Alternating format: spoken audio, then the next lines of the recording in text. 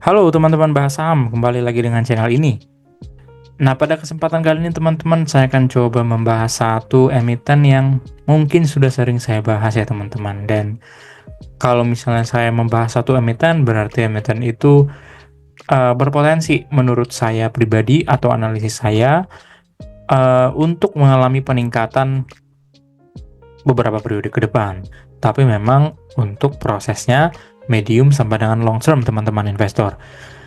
Nah, kalau pendapat saya pribadi mungkin boleh disclaimer on, tapi kalau menurut analisis dan juga perhitungan yang saya buat sendiri, menurut saya ini akan uh, memiliki potensi yang cukup bagus ke depannya dan juga ada peningkatan harga saham. Ya, walaupun memang saya tidak bisa menentukan periodenya, tetapi kalau saya lihat emiten ini bagus, dari sisi fundamentalnya bagus, dan dari teknikalnya dia lagi menurun. Ya, saya yakin sih untuk emiten seperti ini adalah emiten yang langka yang mungkin tidak akan terulang. Ya, memang mungkin kemungkinannya ada dua ya teman-teman. Dia harganya akan merosot lebih jauh atau dia akan mengalami yang namanya pembalikan harga. Nah, saya melihat di emiten Dimas ini kondisinya mirip-mirip ya. Ya sebenarnya performanya lumayan bagus, tetapi harga sahamnya menurun gitu ya teman-teman. Dan ternyata setelah saya bahas sebelumnya, di video saya sebelumnya, ternyata sekarang harganya lebih rendah lagi gitu ya. Tapi saya tetap membahasnya karena saya lihat sih ada potensi yang cukup menarik. Nah, langsung saja untuk di video kali ini seperti biasa saya akan membahas dari sisi teknikal dan juga fundamental secara singkat saja ya teman-teman. Nah, langsung saja dari yang pertama dari sisi teknikalnya. Untuk emiten Dimas ini saya menarik data teknikalnya secara bulanan ya dari semenjak dia IPO sampai dengan sekarang. Nah, di sini terlihat teman-teman untuk emiten ini sendiri dia mengalami penurunan kembali nih. Hampir menuju titik pada saat dia pernah berada di titik COVID ya. Kalau saya tidak salah pada saat dia COVID, saya coba di sini nih tarik garis horizontal sebagai titik support. Ya dia pernah mencapai angka 120 ke 130 ya. Ya kita katakan saja 130 atau 128 ya. 130 saja ya teman-teman ya. Oke, 130 nih teman-teman. Nah, apakah dari penurunan sekarang ya memang kalau dilihat di sini di grafik bulanan secara 3 bulan berturut-turut dia mencatatkan penurunan harga atau merah gitu ya teman-teman ya. Dan yang berbahaya memang kalau dari sisi teknikal dia sudah menghasilkan 3 candle merah, artinya 3 candle soldiers ya. 3 red soldiers nih teman-teman untuk emitennya ya. Kalau secara ilmu teknikal apabila terbentuk 3 candle merah secara 3 periode berturut-turut baik dia maupun daily, weekly ataupun monthly, ya kemungkinan besar dia akan mengalami yang namanya penurunan kembali. Nah, mengapa saya katakan seperti ini? Karena terdapat potensi nih teman-teman penurunan atau dia bertahan di angka 100 titik support nih teman-teman, di angka kurang lebih 150 atau 147 ya. Atau dia akan menuju lebih rendah lagi nih ke angka ya kurang lebih 145 atau 130 ya teman-teman ya. Ya bisa saja terjadi teman-teman. Nah, alangkah baiknya sih kalau menurut pendapat saya ya. Ya, nanti kita tidak tahu kapan dia akan mengalami penguatan kembali, tapi selama dia berada di angka 150 ini, sebaiknya dicicil buy saja ya. Atau kalau memang dia turun nih ke angka 130, ya tetap menggunakan money management, sebaiknya dicicil saja ya. Ya, area buy saya sih kalau menurut pendapat saya sih teman-teman berada di angka 150, atau kalau memang dia turun berada di angka 130 range ke angka 150 ya. Kalau dia jebol dari angka 130 mending sebaiknya ya hold ataupun menunggu saja teman-teman, karena menurut saya sayang sih untuk cut loss di emiten seperti ini gitu ya. Dari sisi fundamentalnya cukup bagus dan dari sisi teknikalnya dia lagi turun gitu ya teman-teman. Kalau dibandingkan dengan semenjak di IPO juga ya sudah cukup dalam penurunannya. Nah, kalau kita lihat kembali di grafik secara weekly ya,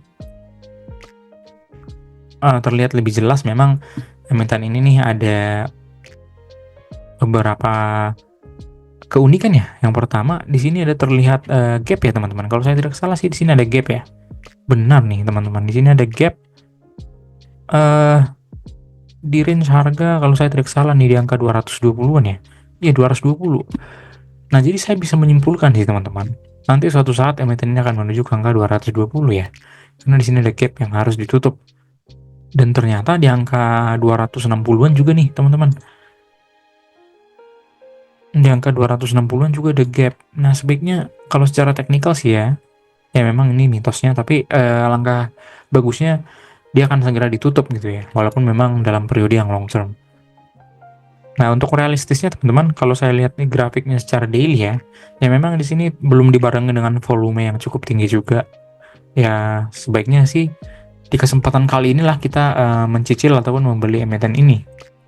Ya kita jangan terbalik ya teman-teman investor, nanti pada saat dia sudah hijau baru kita membeli gitu ya, karena secara fundamental emiten ini cukup menarik. Nanti saya akan coba review dari reportnya. Kebetulan juga emiten ini sampai dengan kuartal ketiga ya. Nah untuk kalau kita melihat secara teknikal, untuk keputusan kita ke depannya itu sebaiknya kalau memang dia masih bertahan di angka 150 sebaiknya beli saja, dan kalau memang jebol di angka 130 sampai dengan range 145 dicicil buy ya teman-teman. Kalau memang dia turun ke angka 130, menurut saya sih untuk emiten ini lebih bagus lagi gitu ya. Nah untuk kenaikannya kalau memang dia menguat, saya yakin sih ke angka 220 atau 264 ini bisa tercapai teman-teman. Nah sekarang kita coba lihat secara teknikal ya, maksud saya fundamental. Nah untuk emiten ini teman-teman, dia kan baru mengeluarkan laporan sampai dengan kuartal 3 ya. Saya melihat di laporan keuangan dari IDX ataupun dari emitennya sendiri, dia belum merilis laporan tahunan tahun 2024. Nah mungkin ini juga sudah pernah saya bahas di video saya sebelumnya tentang Dimas. Emiten ini cukup menarik teman-teman. Dari sisi labanya, proyeksi atau forecastnya itu di tahun 2024 ini dia lebih tinggi nih dari tahun-tahun sebelumnya. Dari tahun 2021, 2022, 2023, bahkan 2024. Terlihat di sini karena dari sisi EPS-nya, earning per share-nya kita setahun kan dia berada di angka 31. Artinya ini lebih tinggi dari earning per share yang pernah diraih emiten ini 6 tahun belakangan ya. Di sini terlihat jelas. Dan kemudian dari ROE-nya juga, rata-rata ROE-nya ya memang di sini terlihat lebih tinggi di angka tahun 2020 ya, di angka 24%, tetapi sekarang juga mencapai angka 21,39 atau 21,4% itu ya cukup tinggi menurut saya teman-teman. Nah ini kenapa saya katakan dari sisi performa ataupun emiten ini menghasilkan laba itu cukup menarik, tapi harga sahamnya turun. Nah ini menurut saya momen-momen di mana kita harus bisa membedakan emiten yang memang kinerjanya cukup bagus tetapi harganya turun, dan ini merupakan hidden gem ya menurut saya teman-teman. Nah mungkin teman-teman banyak melihat sentimen-sentimen negatif, tetapi selama emiten ini bisa menghasilkan laba yang tercatat di sini ya, dan bandingkan saja dengan historis yang pernah diraih, ya ini adalah suatu peningkatan yang cukup bagus menurut saya. Dan tentunya hal ini atau momen ini jangan disia-siakan karena cukup jarang ya emiten-emiten yang seperti ini. Kalau tidak salah saya ada review ada saham Tugu juga yang memiliki kondisi yang sama, tapi memang belum diapresiasi pasar gitu ya. Nah target saya pribadi sih kalau melihat di harga sekarang, untuk harga sekarang kan dia berada di angka 147 ya. 147 itu ya memang PBV-nya sudah 1, tapi PER-nya cukup rendah ya. Dan menurut laporan keuangan sampai dengan kuartal 3 ini ya, kalau menurut analisis saya pribadi sih dengan mengkombinasikan PER dan juga PBV dan juga historis, dan melihat dari sisi performanya sekarang, emiten ini wajar sih dihargai di angka 220-an ya. Ya kita katakan saja 200-an teman-teman. Nah ini sejalan dengan yang saya lihat tadi adanya gap di angka 220. Ya memang ini wajar sih teman-teman, harga wajar sih berada di angka 220 ya. Dan di harga sekarang di angka 147 ke angka 220 itu lumayan menarik teman-teman. Dia berada di angka 50%. Yaitu hal beggar ya kalau teman-teman mencicil di harga sekarang, dan ya udah wait and see saja teman-teman, cicil dan tinggalkan gitu ya. Take it and leave it gitu ya. Dan nanti untuk persentase potential gain-nya cukup tinggi teman-teman. Dari sisi utang juga ya cukup bagus ya teman-teman. Untuk utangnya cukup rendah, hanya berada di angka 0,11 dari total ekuitasnya. Ekuitasnya juga meningkat cukup signifikan, mencapai angka 7 triliun nih di tahun 2024 sampai dengan kuartal ketiga. Itu diakibatkan memang emiten ini absen untuk dividen ya di tahun ini ya teman-teman ya. Kalau saya tidak salah dividen interim. Nah dari sisi posisi kas juga ya tentunya otomatis meningkat ya karena tidak ada pembagian dividen. Dan penambahannya juga cukup fantastis nih teman-teman.